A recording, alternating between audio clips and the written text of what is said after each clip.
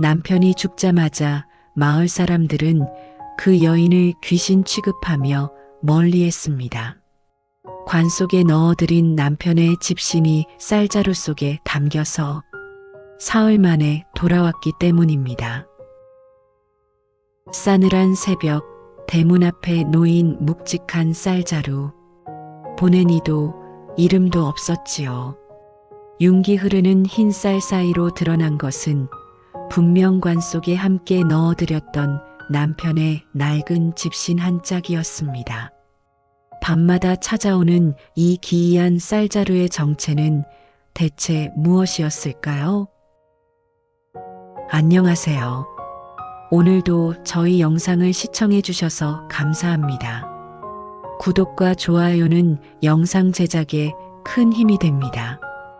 그럼 오늘의 이야기 지금 바로 시작합니다. 강원도 깊은 산골, 보릿고개가 채 끝나지 않은 늦봄이었습니다. 뒷산 소나무 사이로 뻐꾸기가 울고 논두렁엔 아직 물도 채 들어오지 않은 때였지요. 마을 끝자락 허름한 초가집 마당에서 한 여인이 맨바닥에 주저앉아 울고 있었습니다. 머슴살이로 평생을 보낸 남편 만수가 47 짧은 생을 마감한 것이었습니다. 남편이라는 사람은 참으로 가진 게 없었습니다. 20해 넘게 남의 집 외양간을 치고 남의 집 밭을 갈고 남의 집 지게를 지며 허리가 굽도록 일했건만 남긴 것이라고는 해진 집신 몇 켤레와 3배 적삼 두어 벌이 전부였지요. 아내 수님에게 미안하다는 말 한마디 남기지 못하고 기침을 하다 피를 토하더니 이튿날 새벽 조용히 숨을 거두었습니다. 장례라 해봐야 볼품이 없었습니다. 시신을 감쌀 삼배는 이웃집에서 빌려야 했고 관은 동네 목수가 남은 나무 판자를 대충 이어 만들어준 것이었습니다. 상여를 맬 사람조차 구하기 어려웠지요. 남의 집 머슴이 죽었다고 누가 팔을 걷어붙이겠습니까? 결국 친정 오라비와 마을 일꾼 서너 명이 간신히 상여를 들었고 뒤를 따르는 조문객이라고는 수님 한 사람뿐이었습니다. 장지로 올라가는 산길, 수님의 맨발이 돌부리에 찍혀 피가 배어 나왔지만 아픈 줄도 몰랐습니다.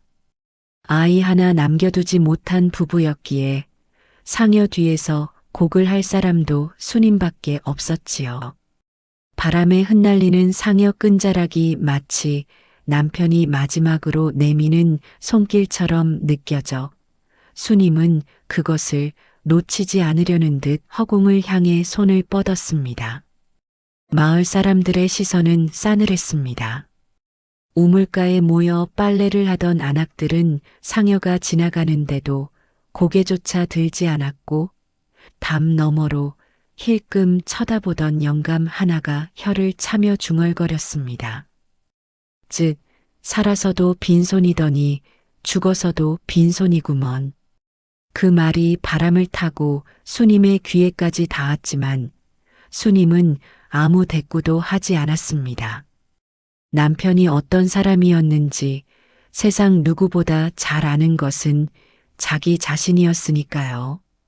만수는 말이 없는 사내였습니다.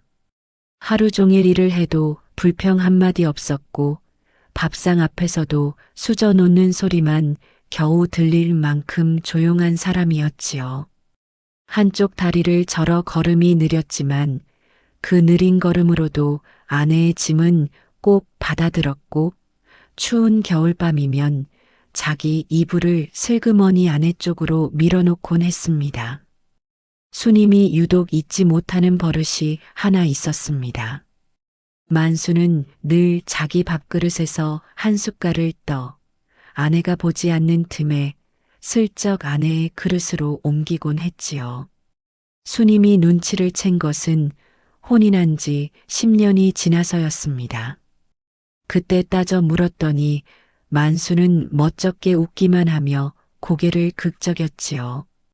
그것이 말없는 사내가 아내에게 사랑을 전하는 유일한 방법이었습니다. 장례를 마치고 돌아온 빈 초가집.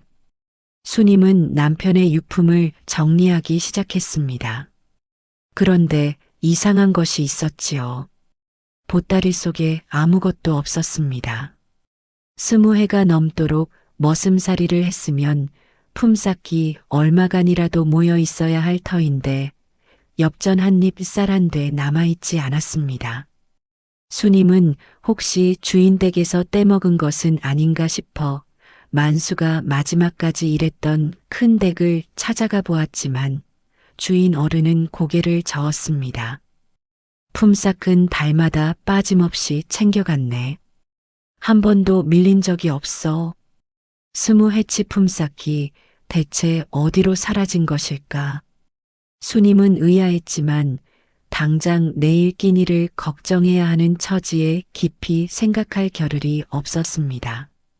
찬바람이 빈 방 안을 훑고 지나갈 때마다 남편이 누웠던 자리의 온기가 아직 남아있는 것만 같아 수님은 그 자리를 어루만지며 밤을 지새웠지요.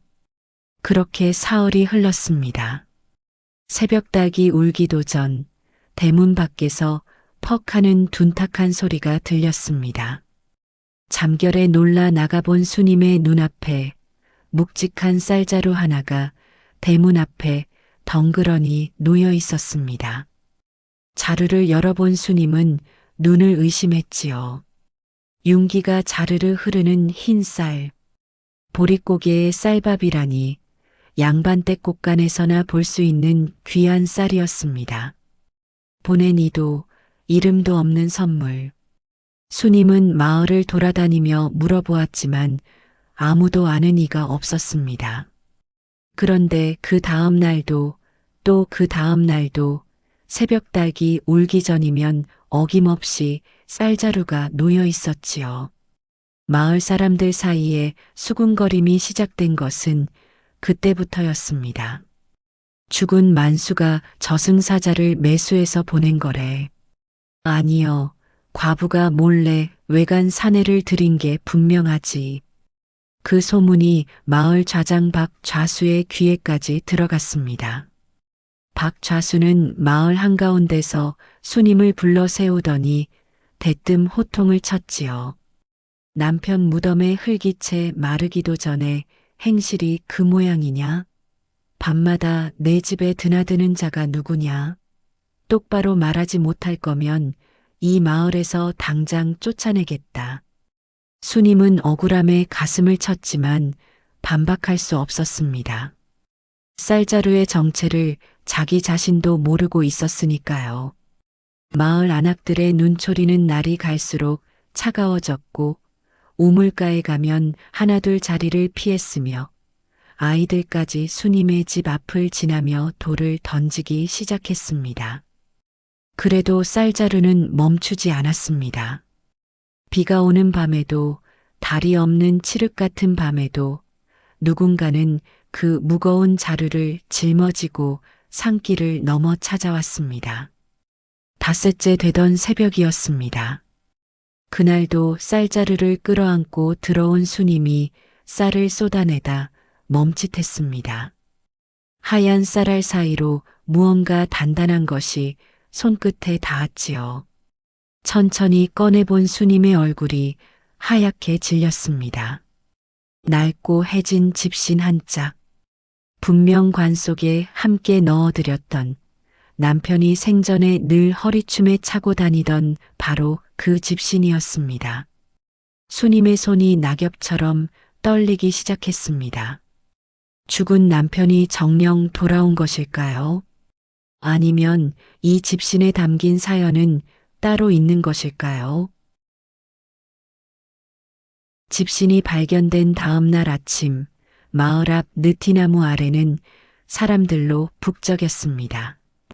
이른 새벽부터 안개가 자욱하게 내려앉아 산자락이 보이지 않았고 어디선가 까마귀 한 마리가 울어대는 소리가 스산하게 울려 퍼졌지요.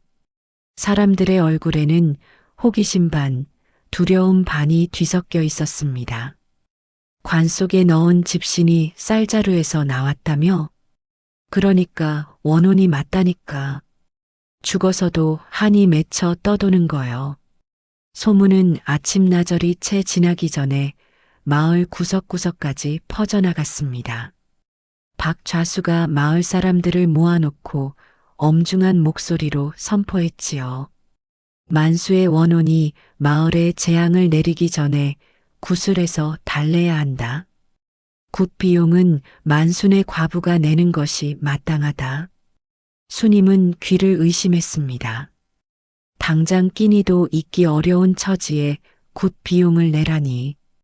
그것도 자기 남편을 원혼 취급하면서 말입니다.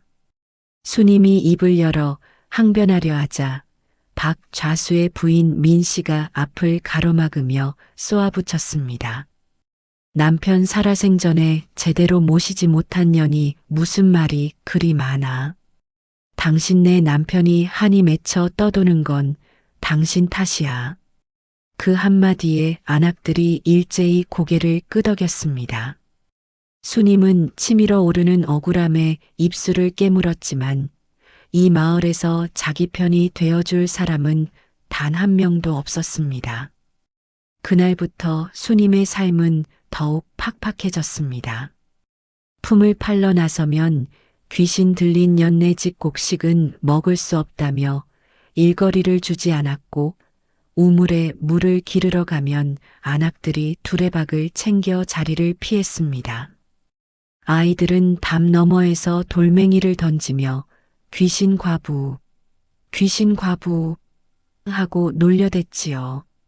하루는 빨래를 하러 개울에 나갔다가 누군가 수님의 빨랫감을 죄다 흙탕물에 던져놓은 것을 보고 그 자리에 주저앉아 하염없이 울었습니다.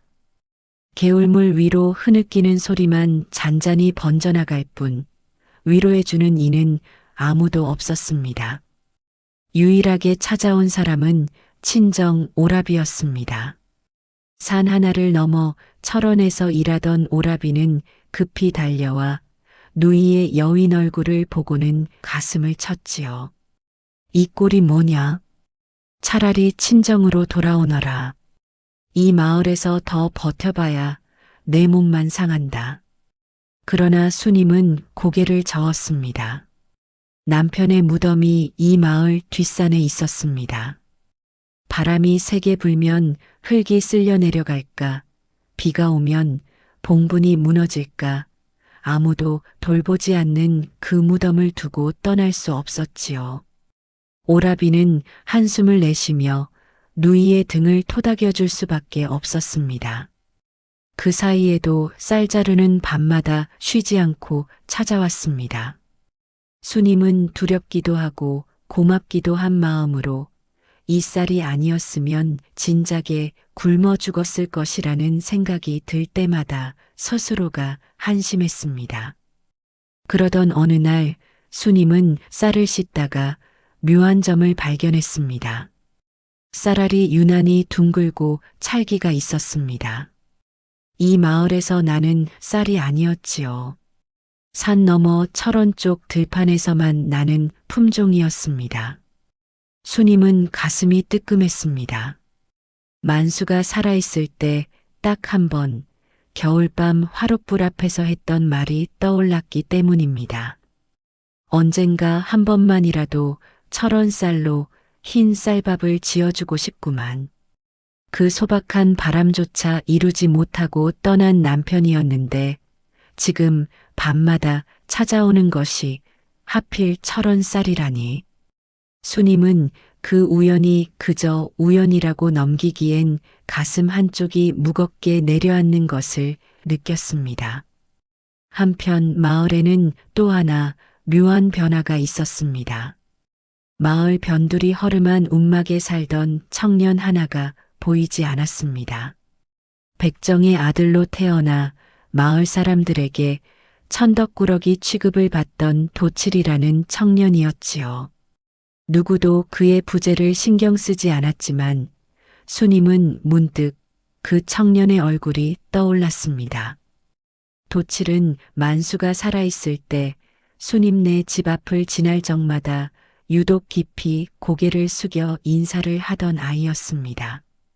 마을 어느 어른에게도 그렇게까지 공손한 적이 없던 아이가 유독 만수에게만은 허리가 직각이 되도록 절을 하곤 했지요. 그때는 그저 이상하다 여기고 넘겼는데 지금 생각하니 왜 그랬을까 하는 의문이 가시처럼 마음 한구석에 박혔습니다. 그러나 수님은 그 의문을 깊이 곱씹을 겨를이 없었습니다. 더 급한 일이 생겼기 때문입니다. 박좌수의 아들 박진사가 찾아온 것이었습니다. 박진사는 과거에 낙방한 뒤로 아버지의 재력에 기대어 한량 행세를 하는 사내였습니다. 마을에서는 젊은 양반이라 대접을 받았지만 속이 바르지 못하다는 것을 아는 사람은 다 알고 있었지요. 그가 수님의 초가집 앞에 불쑥 나타나 점잖은 목소리로 말을 건넸습니다. 내가 직접 밤을 새워 그 수상한 자를 잡아내겠소. 쌀자루의 정체만 밝히면 마을 사람들의 오해도 풀릴 것 아니겠소. 수님은 선뜻 믿기 어려웠지만 마을 전체가 등을 돌린 상황에서 손을 내미는 사람이라고는 이 사내뿐이었습니다. 고맙다는 인사를 하려는데 박진사의 눈길이 수님의 얼굴 위를 스르르 훑고 지나가는 것이 느껴졌습니다. 등줄기가 서늘해졌지만 수님은 애써 모른 척 고개를 숙였지요. 그날 밤 박진사는 수님의 집담 뒤에 몸을 숨기고 밤을 새웠습니다. 보름달도 구름에 가린 칠흑 같은 밤이었지요. 자정이 가까워졌을 무렵 안개 속에서 인기척이 들려왔습니다. 무거운 것을 짊어진 듯 느리지만 힘찬 발걸음이 대문 앞에 멈추더니 쌀자루를 내려놓는 소리가 들렸습니다. 그리고 그 사내는 대문을 향해 깊이, 아주 깊이 허리를 숙여 절을 하기 시작했습니다. 박진사가 튀어나갔습니다. 거기 섰거라. 짧은 격투가 벌어졌습니다. 그러나 사내는 담을 훌쩍 넘어 어둠 속으로 사라져 버렸지요. 박진사는 놓친 분풀이에 이를 갈았지만 바닥에 남겨진 것들이 눈에 들어왔습니다. 검붉은 핏자국 몇 방울, 그리고 산에서 거친 일을 하는 사내들이 씻는 투박한 집신의 발자국이었습니다. 이튿날 박진사는 마을 한가운데서 큰 소리로 떠들었습니다. 내가 똑똑히 봤소. 귀신이 아니라 사람이요. 도둑놈이 어디선가 쌀을 훔쳐다가 과부의 집에 갖다 놓고 있었던 거요. 마을 사람들이 웅성거렸고 수님을 향한 시선은 한층 더 매서워졌습니다. 누군가 낮은 목소리로 내뱉었지요. 도둑놈이 과부 집에 밤마다 드나들었다? 즉, 상도 다 치르기 전에 벌써 사내를 들인 거 아냐? 수님은 마당에 서서 하늘을 올려다보았습니다. 눈물이 흘러내렸지만 소리를 내지 않았습니다. 죽어서도 하늘 남긴다 욕을 먹고 살아서 도움을 받으면 행실이 나쁘다 손가락질을 당하고 어찌해야 이 억울함을 벗을 수 있단 말입니까? 그런데 그날 밤 수님은 잠을 이루지 못하고 뒤척이다 문득 깨달았습니다. 어젯밤 박진사가 잡으려던 그 사내의 발걸음 소리. 그것은 분명 두 발로 힘차게 고르게 걷는 소리였습니다. 남편 만수는 한쪽 다리를 절어 걸음이 늘 기울어져 있었지요. 그렇다면 저 사내는 만수의 원혼이 아닙니다. 그렇다면 대체 누구란 말인가? 그리고 왜 죽은 남편의 집신을 쌀자루에 넣어 보내는 것일까?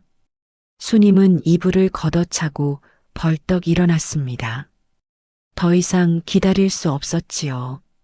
내일 밤 자신이 직접 그 사내를 잡기로 마음먹었습니다. 다음 날 해가 뜨자마자 수님은 300근을 꼬아올 가미를 만들었습니다. 대문 앞 돌부리에 걸어놓으면 어둠 속에서 제 아무리 날쌘 사내라도 발이 묶일 터였지요. 손마디가 욱신거리도록 끈을 단단히 졸라매면서 수님은 어금니를 꽉 깨물었습니다. 귀신이든 사람이든 오늘 밤 반드시 정체를 밝히리라. 해가 뉘엿뉘엿 산등성이 너머로 넘어가고 어스름이 마을을 덮기 시작했습니다. 가을이 문턱에 들어선 무렵이라 밤바람에 코끝이 시큰했고 마당 감나무에 매달린 까치밥이 바람에 흔들릴 때마다 서걱서걱 소리를 냈습니다. 수님은 부엌 뒤편 장독대 그늘에 몸을 웅크리고 앉아 숨을 죽였습니다. 한 시즌이 지났습니다. 두 시즌이 지났습니다. 발끝이 얼어붙고 무릎이 저려왔지만 수님은 꼼짝도 하지 않았습니다. 자정이 넘어 마을에 개 짖는 소리마저 잦아들었을 무렵 마침내 대문 밖에서 인기척이 들려왔습니다. 사각, 사각, 낙엽을 밟는 조심스러운 발소리, 무거운 것을 짊어진 사내의 거친 숨소리가 밤 공기를 타고 가늘게 번져왔지요. 쿵! 쌀자루가 내려놓아지는 소리, 그리고 잠시 뒤 대문을 향해 옥깃이 스치는 소리와 함께 깊이 절하는 기척이 느껴졌습니다. 수님은 심장이 터질 듯 뛰었지만 참았습니다. 사내가 몸을 돌려 떠나려는 순간 올가미에 발이 걸려 휘청하는 소리가 들렸지요. 지금이다. 수님이 뛰쳐나갔습니다. 어둠 속에서 사내의 바짓가랑이를 두 손으로 움켜쥐었지요. 사내가 버둥거렸지만 수님은 놓지 않았습니다. 이를 악물고 매달리며 소리쳤습니다. 누구요? 대체 누구란 말이오? 그 외침에 잠에서 깬 이웃집 개가 미친 듯이 짖어댔고 하나둘 불이 켜지더니 마을 사람들이 횃불을 들고 몰려왔습니다. 박 좌수가 앞장서고 뒤를 이어 박 진사 그리고 몽둥이를 든 장정 대여섯 명이 수님의 집 앞을 에워쌌지요. 횃불이 사내의 얼굴을 비추었습니다. 헐벗은 삼배적삼의 흙투성이 손, 볼이 푹 꺼진 마른 얼굴, 마을에서 백정의 아들이라 천대받던 청년 도칠이었습니다. 마을 사람들 사이에서 탄식과 분노가 한꺼번에 터져 나왔습니다. 역시 백정의 자식은 도둑질밖에 모르는구먼. 어디서 훔친 쌀인지 당장 불지 못해. 장정들이 달려들어 도치를 땅바닥에 내동댕이 쳤습니다. 박 좌수가 도칠의 멱살을 잡고 흔들며 호통을 쳤지요. 이놈, 내가 어디서 쌀을 훔쳐다가 이 과부의 집에 갖다 놓았느냐. 도둑질도 모자라 과부를 꼬셔내려 한 게로구나. 도칠은 한마디도 하지 않았습니다. 주먹이 볼을 때리고 발길이 옆구리를 걷어차도 입을 꾹 다문 채 고개만 숙이고 있었지요. 코피가 흙바닥에 뚝뚝 떨어졌지만 신음 한 번 내지 않았습니다. 수님은 혼란스러웠습니다. 밤마다 찾아오던 것이 남편의 원혼이 아니라 이 청년이었다는 안도감과 그렇다면 이 쌀은 대체 어디서 가져온 것인가 하는 의심이 동시에 밀려왔지요. 수님이 도칠 앞에 무릎을 꿇고 간곡하게 물었습니다. 도칠아, 한마디만 해다오. 이 쌀이 어디서 난 것이냐? 내가 한마디만 하면 내가 마을 사람들을 말리겠다. 그래도 도칠은 입을 열지 않았습니다. 다만 수님의 얼굴을 올려다보는 그 눈빛 속에 수님은 알 수 없는 깊은 슬픔 같은 것을 보았습니다. 그것은 도둑이 들킨 자의 눈이 아니었습니다. 무언가를 지키려고 이를 악물고 있는 자의 눈이었지요. 박 좌수가 포조를 불러 도치를 관하로 끌고 가려 했습니다. 도둑질에 과부집 출입까지 했으니 중한 벌을 내려야 한다며 밧줄로 도칠의 두 손을 묶었지요. 도칠이 끌려가는 모습을 바라보며 수님은 가슴속에서 무언가가 어긋나는 느낌을 떨칠 수가 없었습니다. 도둑이라면 왜 매일 밤 대문 앞에 절을 했단 말입니까? 훔친 쌀을 갖다 놓으며 허리를 꺾어 절하는 도둑이 세상 어디에 있단 말입니까? 바로 그때였습니다. 마을 입구 쪽에서 급하게 달려오는 발소리가 들렸습니다. 횃불 너머로 나타난 사내는 수님의 친정 오라비였지요. 산 너머 철원에서 밤길을 달려왔는지 온몸이 땀에 젖어 있었습니다. 오라비는 밧줄에 묶인 도치를 보더니 눈이 휘둥그레졌습니다. 잠깐, 그 사람 놓으시오. 오라비가 박 좌수 앞을 가로막았습니다. 이 사람을 내가 압니다. 철원 광산에서 함께 일하는 사내요. 이 사람은 도둑이 아니오. 광산에서 정당하게 품삯을 받아 일하는 사람이란 말이오. 마을이 순간 조용해졌습니다. 사람들이 서로의 얼굴을 돌아보며 웅성거리기 시작했지요. 도둑질이 아니라면 제 돈으로 산 쌀을 밤마다 남의 집 과부에게 갖다 놓았다는 뜻인데 그것은 오히려 더 이해할 수 없는 일이었습니다. 박 진사가 비릿한 웃음을 흘리며 앞으로 나섰습니다. 그러면 더 수상하지 않소? 제 돈을 들여가며 과부의 집에 밤마다 드나들었다? 이건 도둑질보다 더한 것 아니오? 작정하고 과부에게 마음을 품은 것이 아니고서야 무엇으로 이 짓거리를 설명하겠소? 마을 사람들 사이에서 다시 동조하는 소리가 터져 나왔습니다. 맞아, 도둑보다 더 나쁜 놈이구먼. 죽은 사람 무덤의 흙도 마르기 전에, 즉 백정의 자식이 양가 과부를 농락하다니. 수님의 얼굴이 사색이 되었습니다. 변명할수록 더 깊은 수렁에 빠지는 형국이었지요. 도칠은 여전히 아무 말도 하지 않은 채 고개를 떨구고 있었습니다. 그의 등이 횃불 아래서 드러났는데 삼배 적삼 사이로 오래된 채찍 흉터가 얼기설기 엉켜 있는 것이 보였습니다. 그때였습니다. 장정 하나가 도칠을 거칠게 끌어당기는 바람에 도칠의 품에서 무언가가 바닥으로 떨어졌습니다. 작고 누렇게 빛바랜 종이 쪽지 한 장이었지요. 바람에 날아갈 뻔한 그 종이를 수님이 얼른 집어들었습니다. 횃불 아래 비친 글씨를 읽는 순간 수님의 눈이 크게 떠졌습니다. 서투르지만 또박또박 한 획 한 획 힘을 주어 눌러 쓴 글씨. 수님은 그 글씨체를 이 세상 누구보다 잘 알고 있었습니다. 머슴살이 틈틈이 몰래 글을 익혀 아내 생일이면 서툰 글씨로 고맙소석자를 써서 방문 아래 밀어넣곤 했던 그 손글씨. 사람은 누구나 쓰러질 수 있다. 다시 일어서지 않는 것이 죄다. 의심할 여지가 없었습니다. 남편 만수의 글씨였습니다. 수님의 손이 나뭇잎처럼 파르르 떨렸습니다. 머릿속이 하얘지는 것 같았지요. 죽은 남편의 글씨가 왜 이 청년의 품속에 있단 말입니까? 도칠과 만수 사이에 대체 무슨 일이 있었던 것일까요? 수님은 종이 쪽지를 가슴에 꼭 움켜쥔 채 천천히 도치를 향해 돌아섰습니다. 그제야 모든 조각들이 머릿속에서 어지럽게 맴돌기 시작했습니다.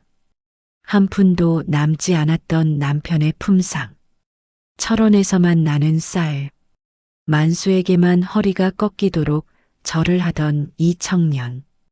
그 모든 것들이 결코 우연이 아니었음을 수님은 어렴풋이 느끼기 시작했습니다. 수님은 떨리는 손으로 종이 쪽지를 들어 올렸습니다. 횃불 아래 선명하게 드러나는 서툰 글씨. 그것을 마을 사람들 앞에 펼쳐 보이며 수님은 목이 잠긴 채 외쳤습니다. 이건 우리 남편 글씨입니다. 틀림없이 우리 남편이 쓴 글이란 말입니다. 웅성이던 마을 사람들이 잠시 멈칫했습니다. 수님이 밧줄에 묶인 돛칠 앞에 무릎을 꿇었습니다. 돛칠아, 제발 입을 열어다오. 우리 남편과 내 사이에 대체 무슨 일이 있었느냐? 이 종이가 왜 내 품에 있는 것이냐? 돛칠에 꽉 담은 입술이 가늘게 떨렸습니다. 코피와 흙먼지가 범벅이 된 얼굴 위로 눈물 한 줄기가 소리 없이 흘러내렸지요. 한참을 그렇게 떨기만 하던 돛칠이 마침내 갈라진 목소리로 입을 열었습니다. 만수 아재가 저를 살려주셨습니다. 3년 전 일이었습니다. 관악옥간에서 곡식이 사라지는 일이 벌어졌고 돛칠은 범인으로 몰렸습니다. 백정의 아들이라는 것이 유일한 증거였지요. 아무도 변호해주는 사람 없이 곤장 30대를 맞았고 마지막 10대를 앞두고 돛칠은 숨이 끊어지기 직전이었습니다. 등가죽이 갈기갈기 찢어지고 피가 형틀 아래로 흘러내리는데 구경하던 마을 사람들 가운데 누구 하나 눈살을 찌푸리지 않았습니다. 백정의 자식이 매를 맞든 말든 그것은 아무의 일도 아니었으니까요. 그때 사람들 틈을 비집고 한 사내가 앞으로 나섰습니다. 한쪽 다리를 절뚝이며 허리가 굽은 채로 만수였습니다. 만수는 품삯을 아껴 모은 돈주머니를 통째로 관아 앞에 내려놓았습니다. 그리고 관리에게 고개를 조아리며 말했지요. 돛칠이 곡식을 훔칠 까닭이 없다. 이 돈으로 대신 배상할 테니 매를 멈춰달라고. 관리가 코웃음을 치며 그래도 누군가는 남은 매를 맞아야 한다 하자 만수는 망설이지 않고 자기 등을 내밀었습니다. 돛칠의 목소리가 갈라졌습니다. 만수 아재는 제 대신 매를 10대나 맞으시고도 일어나시며 저한테 그러셨습니다. 사람은 누구나 쓰러질 수 있다. 다시 일어서지 않는 것이 죄다라고요. 수님의 눈앞이 캄캄해졌습니다. 남편의 품삯이 한 푼도 남아있지 않았던 이유가 비로소 밝혀진 것이었습니다. 20해 넘게 뼈 빠지게 일해 모은 돈을 남편은 단 한마디 자랑도 없이 한 사람의 목숨값으로 내놓은 것이지요. 그리고 그날 대신 맞은 매 때문에 남편의 다리는 더 심하게 절게 되었던 것입니다. 수님은 그제서야 깨달았습니다. 남편이 어느 날부터 부쩍 다리를 더 끌게 된 것을 아프지 않느냐고 물을 때마다 괜찮다며 멋쩍게 웃기만 하던 그 얼굴의 의미를 가슴이 무너져 내리는 것 같았습니다. 돛칠이 이야기를 이어갔습니다. 만수는 그 뒤로 돛칠을 몰래 데려다가 그를 가르쳤고 철원 광산에 일자리를 구해주었습니다. 밤이면 집신을 삼아 돛칠에게 건네며 이것을 신고 정직하게 걸어라. 내 발로 선 자만이 남을 도울 수 있다고 다독였지요. 그리고 자신의 병이 깊어져 오래 살지 못할 것을 예감하자 돛칠에게 부탁을 했습니다.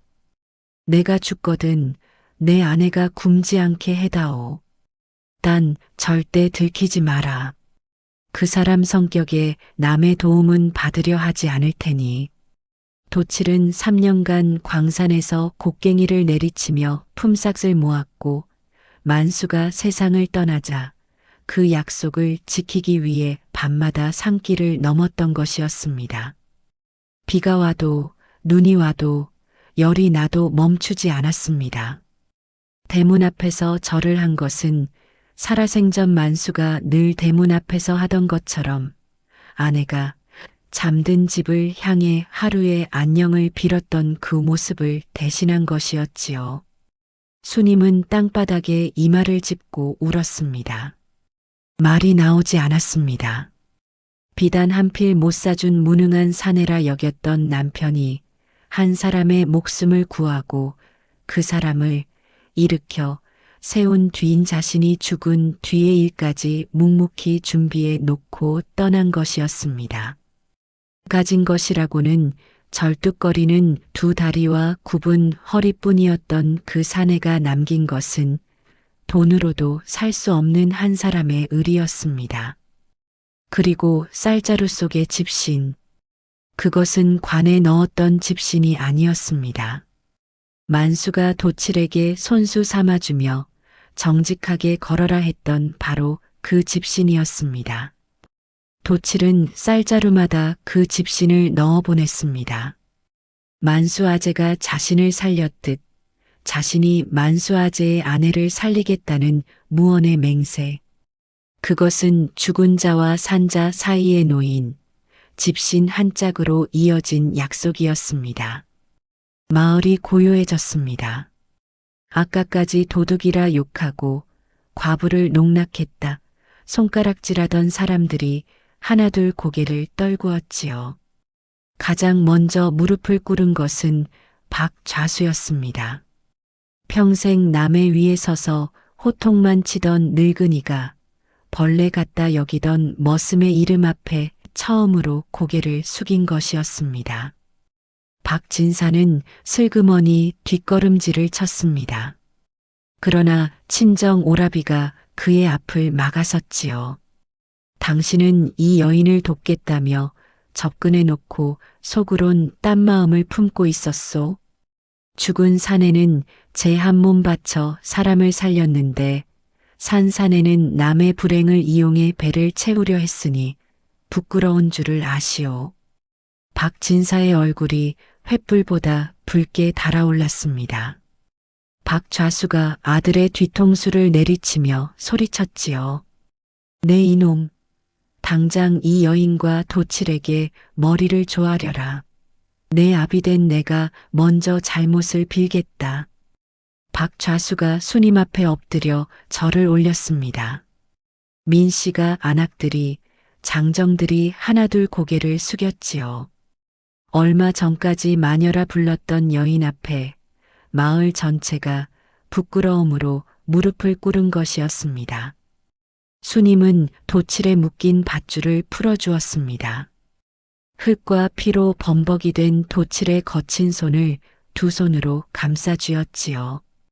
그 손은 광산에서 돌을 깨고 산길을 넘어 쌀자루를 짊어지느라 갈라지고 굳은 살이 박여 있었습니다. 수님은 그 손을 어루만지며 소리 없이 울었습니다.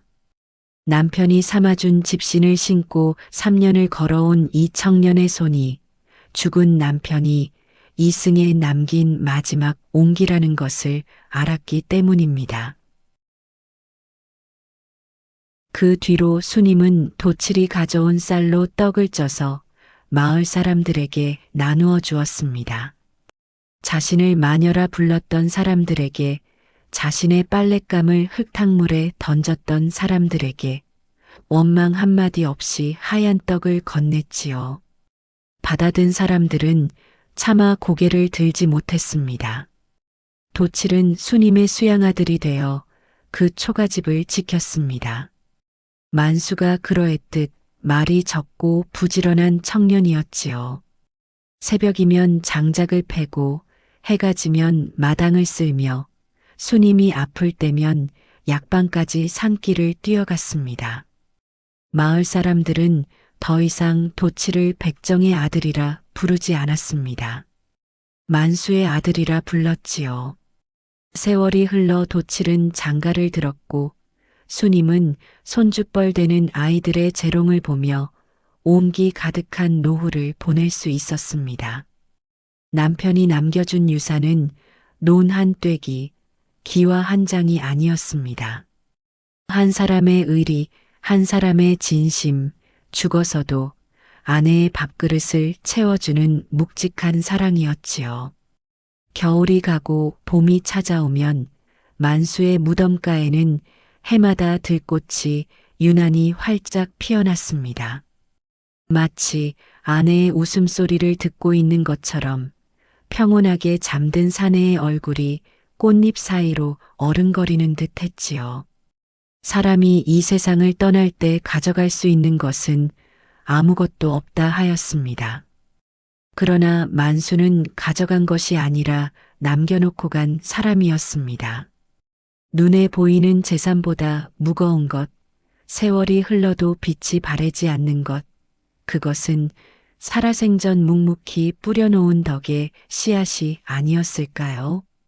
가진 것 하나 없이 떠났지만 그 사내는 이 세상에서 가장 넉넉한 유산을 남긴 사람이었습니다. 혹시 지금 여러분의 곁에도 말없이 밥그릇에 한 숟갈을 덜어주는 사람이 있지는 않으신지요? 그 사람의 손을 한번 잡아주시기 바랍니다. 그 조용한 사랑을 알아차리는 것만으로도 세상에서 가장 큰 보답이 될 테니까요. 오늘 이야기는 여기까지입니다. 구독과 좋아요 꼭 눌러주시고 어디서 듣고 계신지 댓글로 남겨주세요. 여러분이 계신 그곳에 따뜻한 행운이 가득하길 바랍니다. 다음에도 더 좋은 이야기로 찾아뵙겠습니다. 감사합니다.